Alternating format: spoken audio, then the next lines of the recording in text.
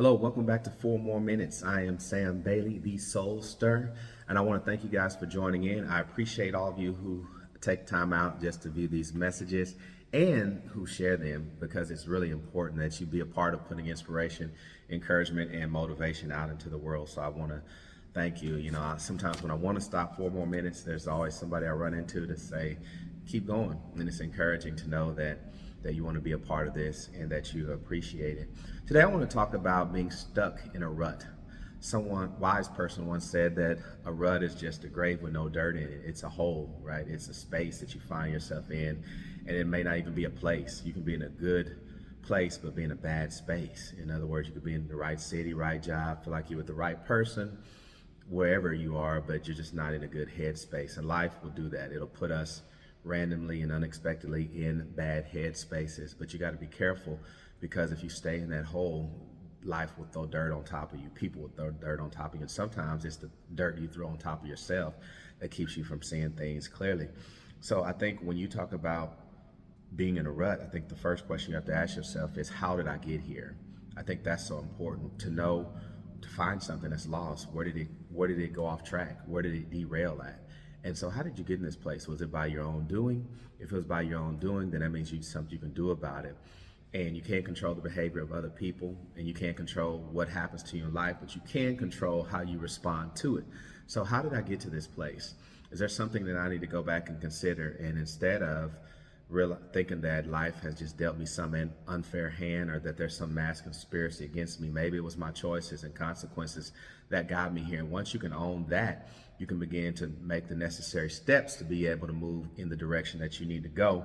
Then also, I would ask, what is keeping me here? What is keeping me in this space? I think that's so important. Is it me? Is it my own fear? Is it my doubt? Is it that, I've had some heartaches and headaches and some setbacks?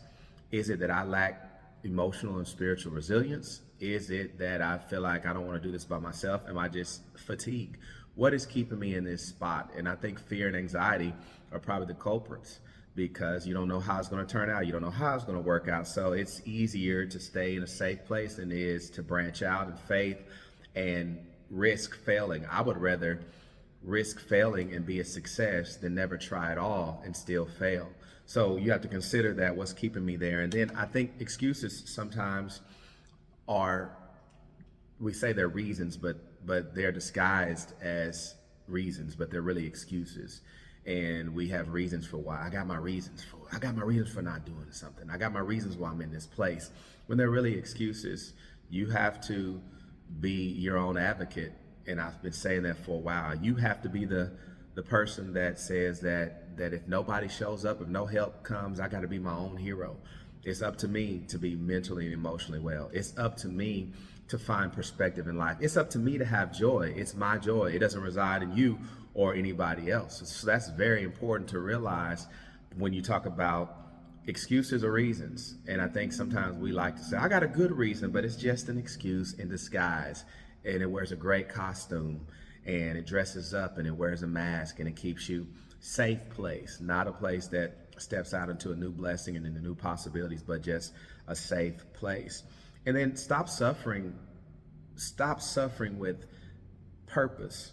I think purpose is discovered along the way. And I often say, even when you're walking with God, it's not an unveiling where the curtain just pops up. It's an unfolding. It's a checkpoint, step by step, moment by moment. He shows me where I'm at and what I need to do and who I am. And sometimes life puts us in a position where we really learn, who am I? And it takes adversity to do that. And just embrace hope that as long as I'm alive, that means that, one, I got a purpose, and number two, I have a reason for living. And maybe our purposes come in small packages. It might be just to take care of the kids that you have. It might be just to be a good steward to somebody else on the job. It might be to be a servant. It might not be to be famous and be out there to the whole world. But whatever your purpose is, be faithful in your little corner and just enjoy it. So you don't have to be stuck here today. Remember, there's ways out. There's help. And you don't have to be a prisoner to your situation and circumstances. Thank you. Have a great day, and we'll see you next time right here on 4 More Minutes. Thank you.